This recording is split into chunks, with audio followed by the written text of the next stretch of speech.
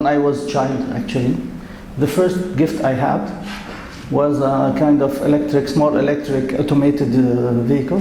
Not automated, of course, but that works alone. And later, I had something with remote control. And later on, I wanted to drive my own car. And later, I wanted to crash with my car. But there was already some motricity here. And, oops, later you want to drive your own vehicle, control the acceleration and steering angle. And then we decide to have our hands free. And at the end, this is what we want. So my conclusion is that the more aged we get, the more automated or lazy we are. This is automation. This is why we do it.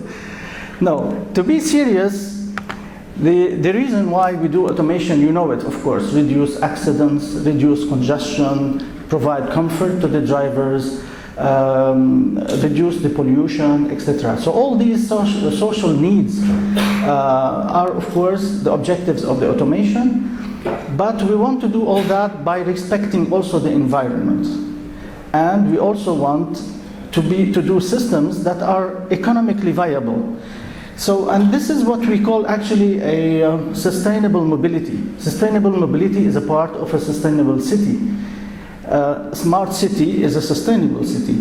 And actually, a sustainable city is a city that will try to reconcile these three pillars by trying to meet the needs of the citizens, of the institutions, and of the economical ecosystem.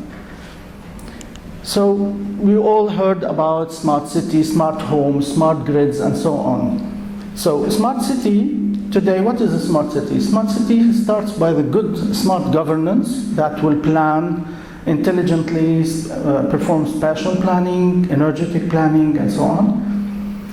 And it's a smart environment with a lot of sensor networks and technologies and etc. It's a smart economy, a smart living, and of course smart mobility is part of this smart city. And above all, you need to be a smart citizen. So what is smart mobility? We usually hear about automated vehicles and automated vehicles, but actually smart mobility is not only the vehicle that you see on the road or Google-like vehicle.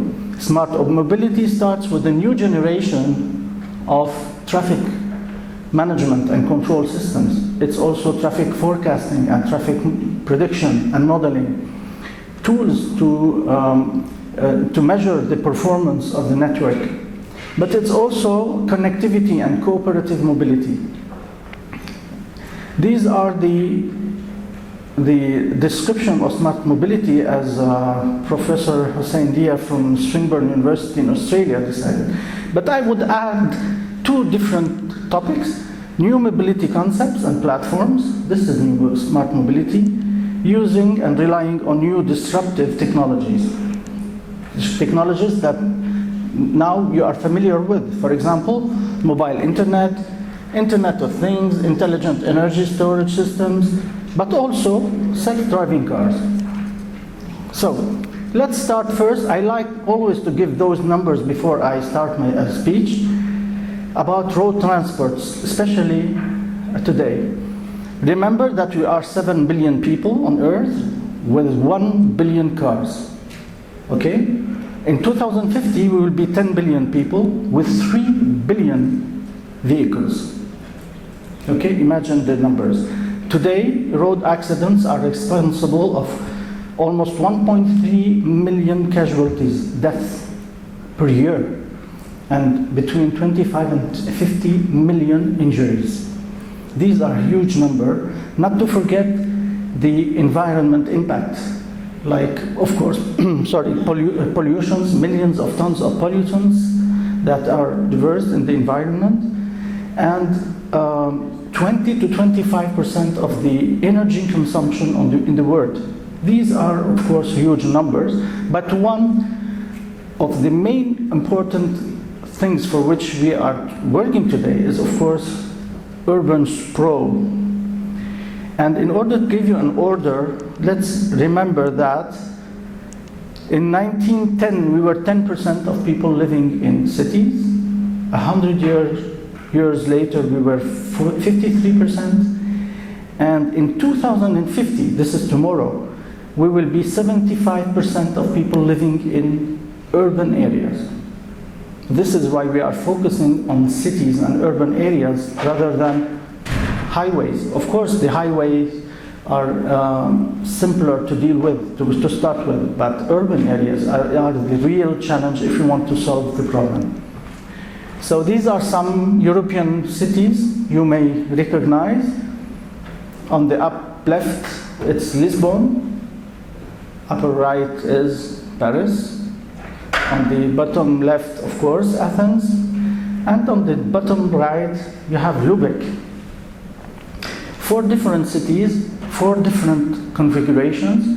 As you know, in Europe, the cities were shaped by history and by geography, and we cannot change that. And the cities cannot evolve the way we want it.